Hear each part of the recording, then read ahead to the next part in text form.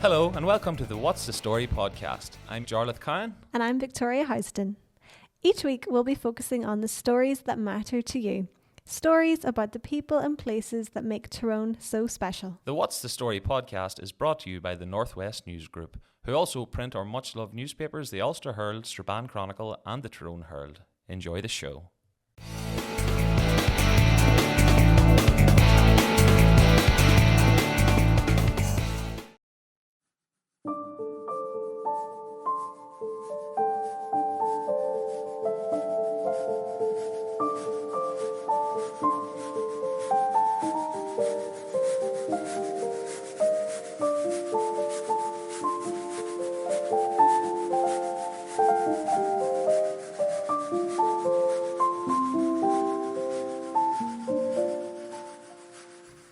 It was a cold, foggy morning, Friday, November 24th, 1950. A dense mist had settled across the railway line just north of Omagh station. Visibility was poor, just a few yards at best. On the track that morning, a group of railwaymen were hard at work, part of a permanent waste squad maintaining the line for the Great Northern Railway. They were repairing the track, making sure that the rails were safe for the day's trains. But the fog that morning would hide danger. At around 9:25 a.m, the passenger train from Derry to Belfast emerged out of the mist, unseen, unheard, and struck the group of workers on the line. 5 men were hit. 2 were killed instantly. The other 3 were taken to Tyrone County Hospital, where they later died from their injuries. In a single terrible moment, Omagh was changed forever. The men who died were local, husbands, fathers, sons, neighbours. Their names are still remembered. Charles Flanagan, John McCrory, Dan McCrory, John Cleary, and Patrick Cassidy.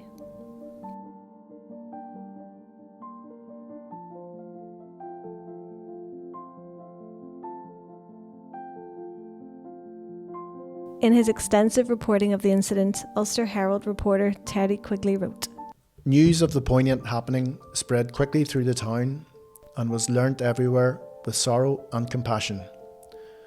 The fact that the victims were married men, 4 of them with families, heightened the sense of tragedy. All of them were well known and highly popular in the town, and were faithful and diligent employees.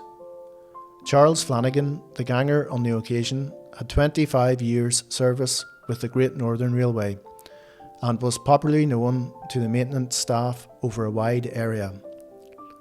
John Cleary had been with the company only 3 weeks earlier. His family of 3 children comprises a boy and 2 girls.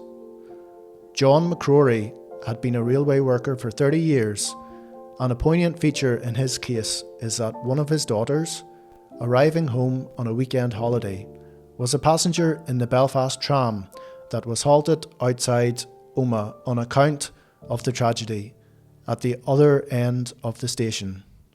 Miss McCrory was told at the station that her father was involved in the tragedy. Dan McCrory had 8 months' service. He was a prominent member of the local Ancient Order of Hibernians and Irish National Foresters. Before John Cassidy left home for his work on Friday morning, he arranged to meet his wife in town at lunchtime. Mrs. Cassidy came into town later in the morning, and when she was purchasing some goods in a local shop, a breadman came in and said there had been an accident at the station. Mrs. Cassidy then sent her son Patrick to the station, where he was told that his father had been taken to hospital. Mrs. Cassidy motored to the hospital, where she was told her husband had died.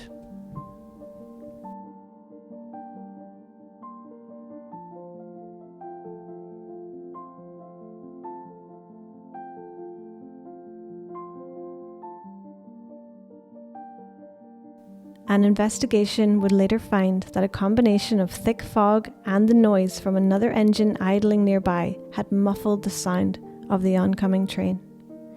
By the time the men realised the danger, it was too late.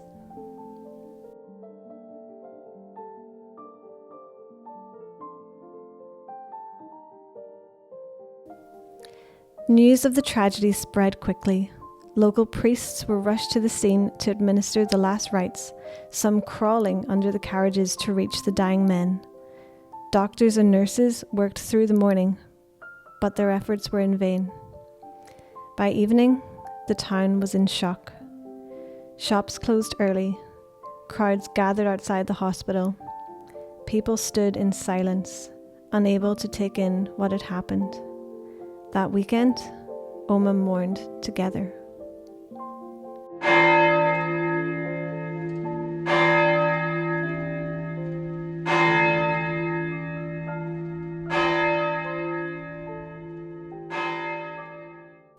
When the funerals took place on Monday morning, more than 3,000 people joined the procession, the Ulster Herald reported. Upwards of 3,000 people walked in the funeral procession of 4 of the 5 victims of the railway disaster. When the remains were taken from the Church of the Sacred Heart following Requiem Mass at 11 o'clock.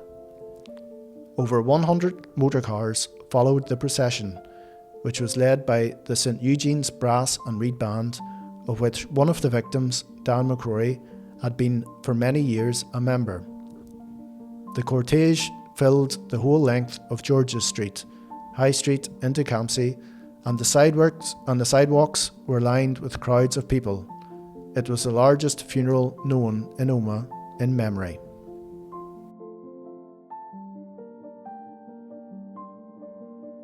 The tragedy left a deep scar on the Omagh community, none more so than on the families of the men who lost their lives that morning. 75 years on, the pain of that loss is still felt, carried through generations.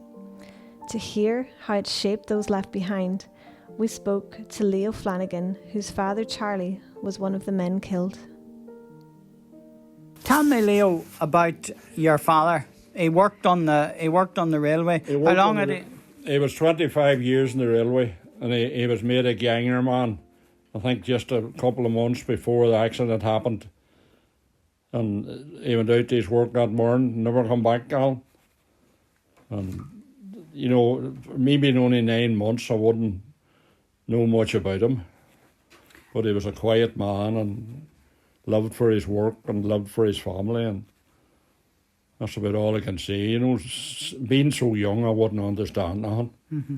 And you know? How did you know, over the years when you were growing up, Right. was what happened mentioned much?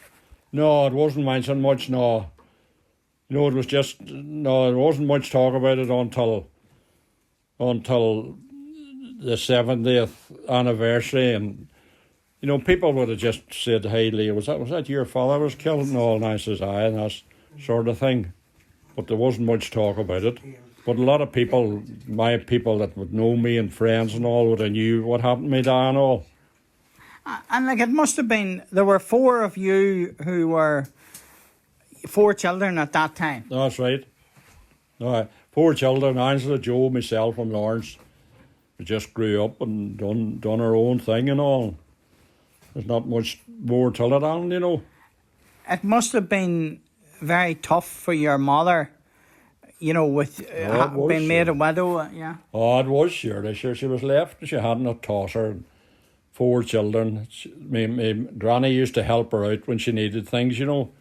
But thank God she got us reared. 4 children, got us reared and brought up, and fair play to her. She lived for 38 years. 38 years after my dad died. My ma died in 1988, and my dad's killed in 1950.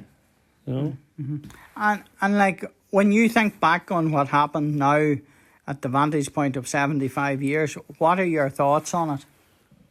Oh, it's just hard to believe, you know, that it happened. It's just, as somebody says, it was fate. There's nothing you can do about it. It happened, and God knows why, but that's the way it ended up, you know.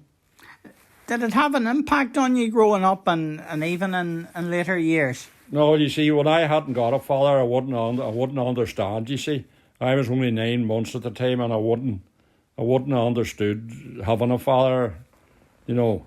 But I always wondered to myself what would have happened if my father had lived. But just don't know, Alan.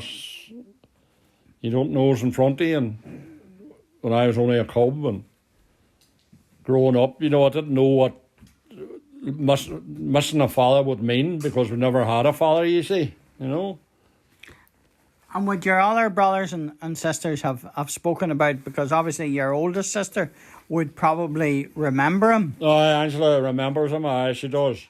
She remembers him, surely. Angela was 7 at the time. Oh, she remembers. She remembers she was sitting on the stairs and she says cheerio to her father, I think, when he went out to his work. But he didn't come back. What do you think about the commemoration that'll be held and those that have been held over this past 25 years? Do you think they're important? Oh, great job. That was a great job to keep it going, you know, and keep the memory alive, because that was the worst tragedy ever to hit Northern Ireland. You know, worst real tragedy, you know. And over the years, obviously you'd have been 15 whenever the railway was closed. Right. Would you have travelled on the train? No, I don't think. I was never on a train in my life, Alan. But I used to play down round the station, you know. I used to carry bags for people, and they'd have slipped me a couple of shillings for carrying the bags and all. But I was never on a train. And will you go to the event that's planned for next Monday then? Aye. Oh, well, I'm looking forward to it, aye. You know, and then there'll be a mass at night. At night, aye. You see, my dad, the accident was on the 24th, but my dad lived to the 25th and died of his injuries.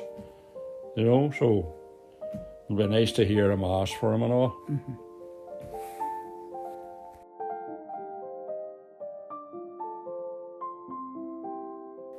The inquest into the tragedy was held in Omagh a little over a week later. It revealed that the 5 men had finished their work that morning and stepped clear of the line, but for reasons no one could explain, had returned to the track just moments before the Derry to Belfast train arrived.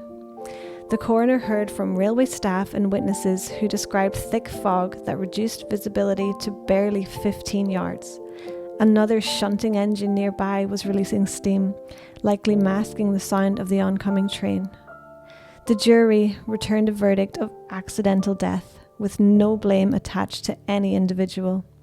The coroner concluded that all 5 had died while carrying out their duties, victims of fog, timing, and cruel misfortune.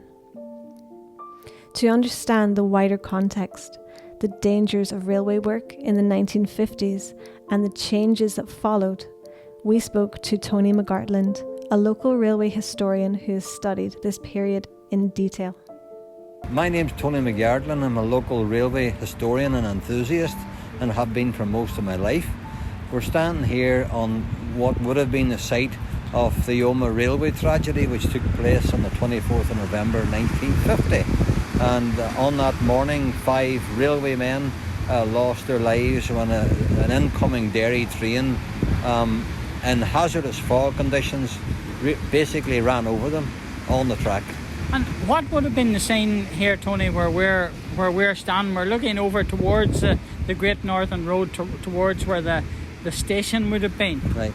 We'd be standing very close to what would have been the north cabin, and there would have been as many as 3 signal men there in place waiting for directions coming from either side of the line.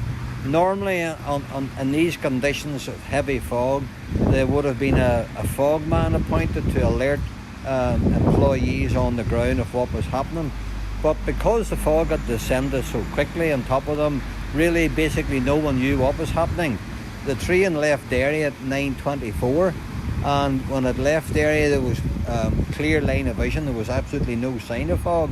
But as they reached Newton Stewart, the heavy fog descended upon them, When they got to Mountjoy, which is only a few miles out of town, it became almost impossible to see. And when they got to the length of the Brookmount Road bridge, which crosses the line there, the signals giving them clearance to enter the station were not visible at all. So really and truly, the engine was moving along at a snail's pace, not aware of anything in front of them until a face appeared at the front of the engine, and the driver instantly put on his brakes. But at that point it was too late. They couldn't hold back the train. It consisted of engine number 122. There were 6 carriages behind and a parcels van, and it was just an instant disaster. And how did, so the men were obviously killed, not all killed instantly, but how was the alarm raised? The alarm, on the day there was no alarm raised. The men were warned only minutes before that the dairy train was on its way. The problem was that there were 3 other men on duty that day. One of them was the technical crewman who was a few miles ahead. He was aware of the fog. He alerted the men that the dairy train was coming, and they did for an instant step back and await further instructions, but it wasn't to happen. Between 10 o'clock and 10:30 on any given day in Omagh, Omagh was at its busiest. They had an Enniskillen train had just arrived at 17 minutes past 10. They were waiting for the Belfast train to arrive in the station, and here we had the other dairy train coming in the other direction. So it was just a multiple disaster waiting to happen. And like the rescue efforts that took place, tell us a wee bit about those. Well, almost immediately you had people, employees of the railway there, just got into panic mode, and they were trying their best to retrieve the men and try and save them.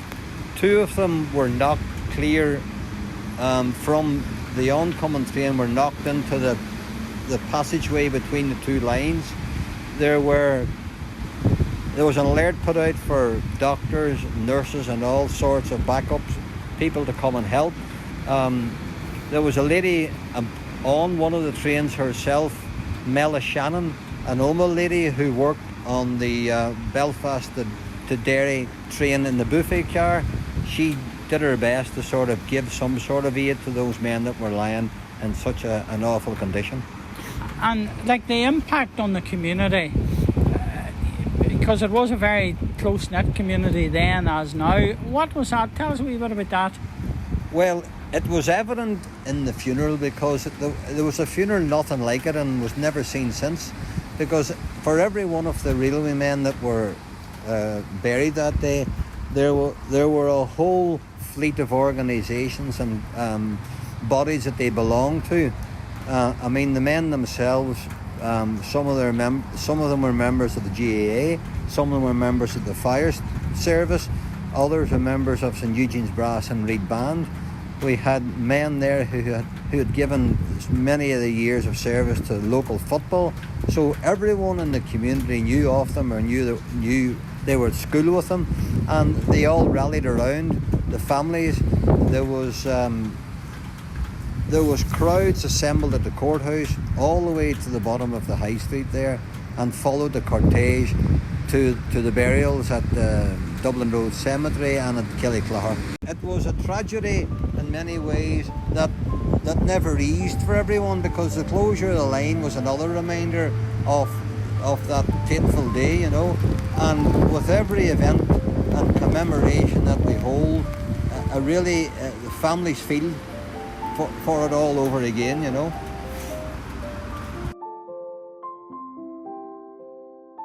75 years on, the memory of that morning still runs deep. At the site of the old Omagh station, a memorial now stands in tribute to the 5 men who lost their lives.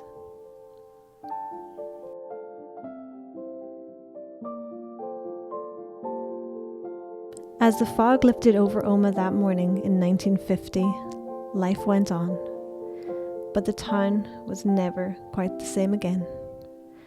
The railway is now gone, its line long silent, but the story of those 5 men endures, a story of hard work, heartbreak, and the resilience of a community that never forgot.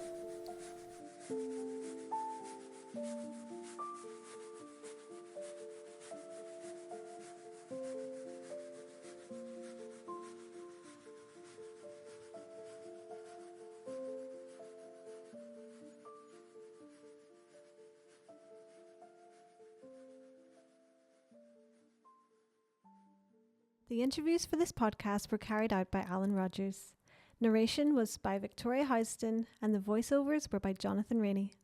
The script was written by Nigel McDonough and the podcast was edited by Kieran O'Neill.